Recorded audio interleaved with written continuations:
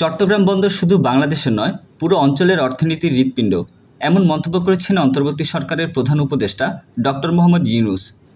বুধবার সকালে চট্টগ্রাম বন্দরের নিউ মেরিন কন্টেইনার টার্মিনাল পরিদর্শনের সময় তিনি বলেন, নেপাল, ভুটান এবং ভারতের উত্তর পূর্বাঞ্চলের রাজ্যগুলো এই বন্দর ব্যবহারে উপকৃত হতে পারে।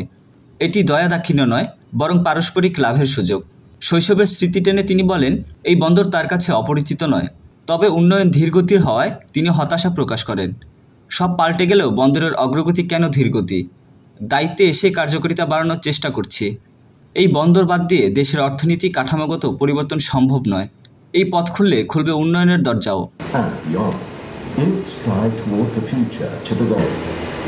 Overseeing marine operations is the vessel EOS, which is linked to Assetula software transactions, eliminated delays, and streamlined. Engine হবে স্যার, এবং সেখানে বন্দর প্রকৃত রোলটা প্লে।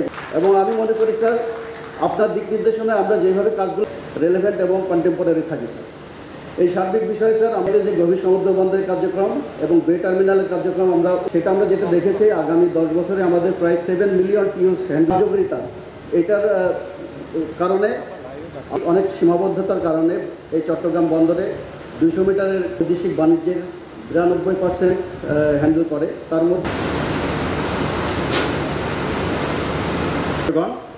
সামরিক, বেসামরিক উচ্চপদস্থ কর্মকর্তা, আবার